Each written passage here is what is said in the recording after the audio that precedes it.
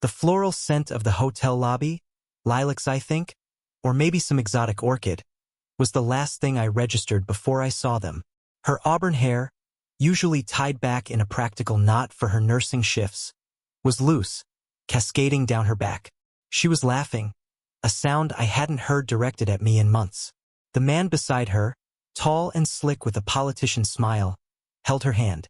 They were checking in, whispering, their faces flushed.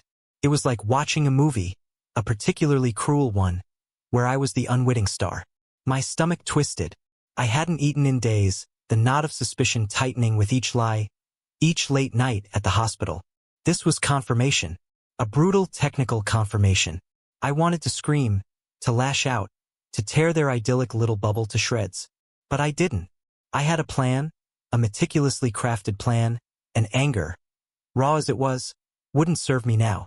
I'd seen them together before, fleeting glimpses, a hurried look, a shared laugh across a crowded street, enough to plant the seed of doubt, to start the agonizing process of unraveling 15 years of marriage. I'd hired a private investigator, a gruff ex-cop named Frank, who provided the cold, hard facts, the rendezvous points, the hotel names, the whispered phone calls. He'd even uncovered the lover's identity. Carter, a pharmaceutical representative, all charm and empty promises. But I hadn't come here for a messy public confrontation. I came for something else. I retreated to the shadows, watching them disappear into the elevator, their hands still intertwined. Then I made my move. My first stop was the hotel security office. A crisp $100 bill smoothed the way for access to the security feed. I needed to know their room number. Once acquired, I went to the front desk pretending to be a distraught relative. My sister, she's in a bad place. I just need to talk to her. I know she's here with someone. Please, it's a family emergency. Another 100 and I had a key card. The next hour was a blur of controlled fury. I arranged the room meticulously. I placed her phone on the nightstand, opened to Carter's contact, his picture smiling back at me.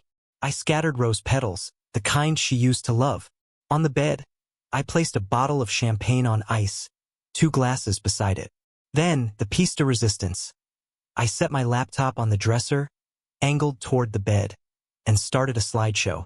The slideshow was a journey, a visual history of our marriage, our wedding day, her radiant in white, the birth of our daughter Lily, her tiny hand wrapped around my finger, family vacations, birthdays, Christmas mornings, 15 years of memories of love and laughter and shared dreams, all set to a melancholic piano piece. Finally, I left. I walked down the hallway, my heart pounding a war drum against my ribs, and took the service elevator down to the lobby. I waited. It wasn't long before they emerged from the elevator, their faces alike with anticipation. They walked hand in hand toward the front desk, pausing to admire a flower arrangement. That's when she saw her.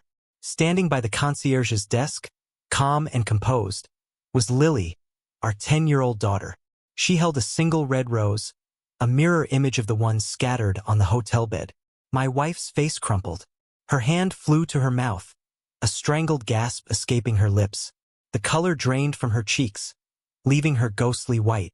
She swayed, her eyes wide with horror, before collapsing onto the polished marble floor. Carter, oblivious, stared down at her in confusion. Audrey, what's wrong? He looked around the lobby, his eyes finally landing on Lily. His face paled. He knew. He had to know. The lobby was silent, every eye on the unfolding drama.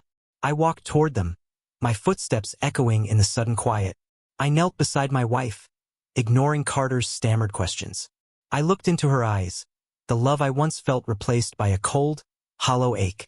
Audrey, I said, my voice low and steady. I think Lily has something to ask you. Lily stepped forward, her small hand trembling as she held out the rose. Mommy, she whispered, her voice thick with tears. Why? That single word, spoken with such innocence and pain, shattered the illusion my wife had so carefully constructed. Her secret life crumbled around her. Carter backed away, his face a mask of guilt and fear. He mumbled something about a misunderstanding, about needing to leave. He disappeared into the crowd, a coward fleeing the battlefield. My wife didn't move. She lay there broken and exposed, the weight of her betrayal crushing her. I didn't feel satisfaction. Not exactly. Just an overwhelming sadness. A profound sense of loss. I helped Lily pick up her mother and gently guided her toward the exit. The hotel staff, the other guests, parted like the Red Sea, their faces a mixture of pity and morbid fascination. As we stepped out into the cool night air, I knew our lives would never be the same. The marriage was over, the trust irrevocably broken. But in the wreckage, a new beginning was possible. A chance to rebuild, to heal, and protect the innocent heart of our daughter. The road ahead would be long and difficult, but we would walk it together, Lily and I, hand in hand, leaving the ghost of the past behind.